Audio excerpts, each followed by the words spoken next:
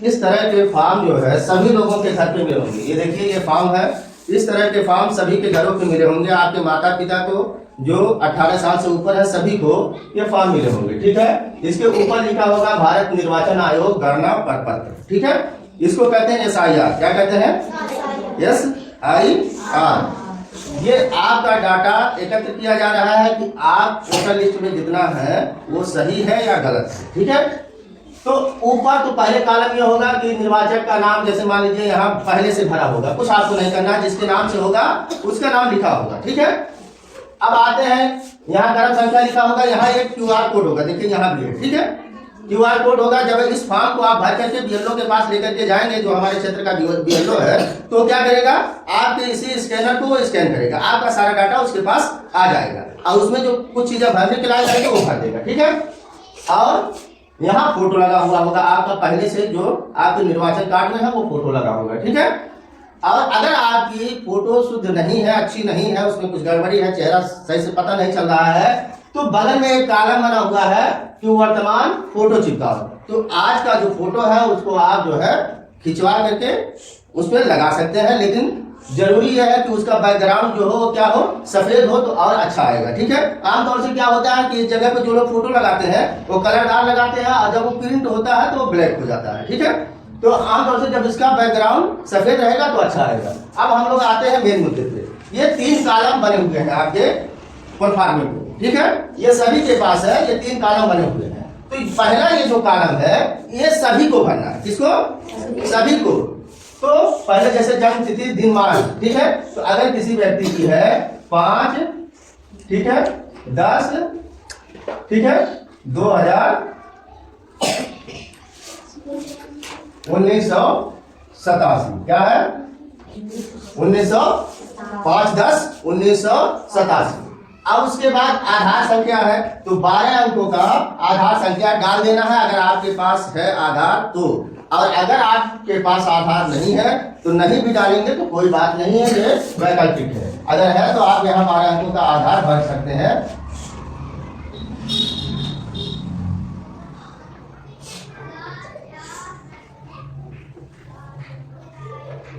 समझ में? ये 12 अंकों का आपका आधार हो जाएगा। उसके बाद आपका मोबाइल नंबर, तो मोबाइल नंबर सभी के घरों पे है, तो अपना मोबाइल नंबर ही डालना है, किसी अन्य का नहीं, ठीक है। तो यहाँ मान लो 9175 जो भी है,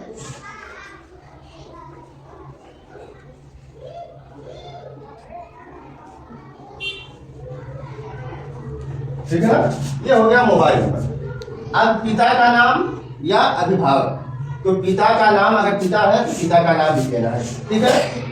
आपके पिता का नाम ये यहाँ जो है, जैसे शीला है, इनके पिता का नाम मान लीजिए क्या है, राम है, क्या है, राम है, तो इन्होंने लिख दिया क्या, राम। अब अगर क्या है, पिता अभिभावक का नाम हो गया राम, पिता अभिभावक का क्या है, ईपिक संख्या, ठीक है, EPIC संख्या, EPIC संख्या अगर है तो यहाँ लिख देना है, ठीक है। अगर है तो लिख देना है, अगर नहीं है तभी कोई बात नहीं है, ये भी क्या है, वैकल्पिक है। यदि उपलब्ध हो तो आपको लिखना है, अगर नहीं है तो कोई बात नहीं। तो अगर मान लीजिए है तो UP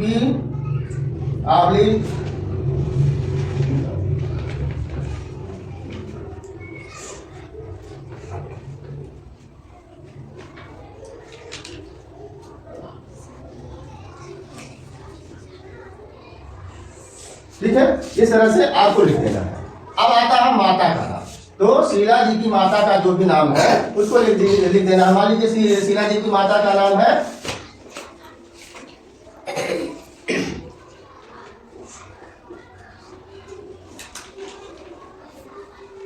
ठीक है, वंदना या कोई भी कुछ भी नाम हो सकता है, तो उसको लिख देना है। अब इसी प्रकार से उनकी माता जी का EPIC संख्या अगर उपलब्ध है तो वो लिख देना, ठीक है। जैसे यहाँ लिखा गया उसी प्रकार से लिख देना। उसके बाद क्या आता है, पति या पत्नी का नाम। अगर विवाहित है तो क्या करना है, नाम लिखना है। अगर शादी नहीं हुई है, अविवाहित है, तो नाम लिखने की कोई आवश्यकता नहीं है, चाहे वो महिला हो या पुरुष हो, ठीक है। और अगर विवाहित है तो उनका क्या है, EPIC संख्या भी लिख देंगे, समझ में। अब आते हैं ये 2 कॉलम जो बहुत ही महत्वपूर्ण है। ये 2 कॉलम जो बहुत ही महत्वपूर्ण है, इसी में अक्सर लोग भरने में गलतियां करते हैं। ये तो सभी को भरना है, तो सभी लोग भर लेते हैं, लेकिन अक्सर जो गलतियां होती हैं इसमें होती है कि हम ये कॉलम भरें या ये कॉलम भरें। ठीक है, तो आप लोग जाएंगे अपने घरों पे, अपने माता पिता का SIR फॉर्म लेंगे, देखेंगे अगर उसमें किसी भी प्रकार की कोई गड़बड़ी या अच्छे से नहीं भरा जाए तो उसको सुधार कर लेंगे, इसीलिए आपको बताया जाता है। तो अगर आपके माता पिता का जैसे कोई भी क्षेत्र है कोई, तो उस क्षेत्र की वोटर लिस्ट होती है। ठीक है, तो अगर आपके माता पिता का 2003 की वोटर लिस्ट में नाम है, 2003 के वोटर लिस्ट में नाम है, तो आप कॉलम कौन सा भरेंगे? ये वाला। ठीक है, कौन सा? ये वाला। अगर इनका नाम है, यानी शीला जी का नाम 2003 की वोटर लिस्ट में नाम है, तो कौन सा भरेंगे? जो जस्ट उसके सामने रहेगा वो वाला कॉलम भरेंगे। 2003 में अगर सूची में नाम है तो। अगर नहीं है, अगर शीला जी का 2003 की सूची में नाम नहीं है, तो ऐसे उसमें तो हम क्या करेंगे? हमको करना यह है कि हम देखेंगे शीला जी के माता या पिता का, किसी माता या पिता में से किसी एक का अगर नाम 2003 की लिस्ट में है, तो फिर हम कौन सा कॉलम भरेंगे? ये वाला। क्या भरेंगे? ये वाला। ठीक है, तो हम क्या लिखेंगे? यहाँ लिखेंगे, मान लीजिए शीला जी की पिता का नाम है, तो पिता जी का हम नाम यहाँ लिख देंगे। ठीक है, शीला जी के पिता का नाम हम यहाँ लिख देंगे, और फिर उनका EPIC संख्या जो है उसको भी यहाँ डाल देंगे, अगर उपलब्ध है तो, अगर नहीं है तो कोई बात नहीं। अब संबंधी का नाम, संबंधी का नाम मतलब यानी पिता का नाम। ठीक है, ये जो इनके पिता का नाम हम लोग डाले हैं, इनके पिता का नाम यानी पिता के पिता बाबा का नाम, मतलब बाबा का नाम फिर हम यहाँ लिखेंगे संबंधी के नाम में। ठीक है ना? अब फिर संबंध, तो दोनों लोगों का संबंध क्या होगा आपस में? पुत्र होंगे ना? हाँ, पिता होंगे। हाँ, क्या होंगे? पिता पुत्र का संबंध होगा ना, तो उसको लिख देना। अब फिर हम आ जाते हैं जिला पे। तो जिला हमारा जैसे सिद्धार्थनगर है, तो हमको क्या डाल देना है? सिद्धार्थनगर। क्या डाल देना है? सिद्धार्थनगर। अगर हमारा जिला क्या है, और उसके बाद आते हैं हम राज्य पे, तो राज्य हमारा क्या है? उत्तर प्रदेश। क्या है? उत्तर प्रदेश। तो यहाँ हम क्या लिख देंगे? उत्तर प्रदेश। अब विधानसभा का नाम, वो क्षेत्र का नाम, विधानसभा निर्वाचन क्षेत्र का नाम हम यहाँ क्या करेंगे? यहाँ लिख देंगे। ठीक है, जैसे मान लो हमारा क्या है? कपिलवस्तु है, तो हम कपिलवस्तु यहाँ डालेंगे। ये तो हो गया कि अगर 2003 की लिस्ट में नाम शीला जी का नहीं है, तो यहाँ क्या भरेंगे? वो अपने माता पिता का डिटेल भरेंगे। ठीक है, यानी इनके माता पिता का अगर 2003 के SIR में नाम है, तो सूची में नाम है, तो क्या करेंगे? ये कॉलम भरेंगे। और अगर शीला जी का खुद 2003 की सूची में नाम है, तो फिर वो ये कॉलम भरेंगे।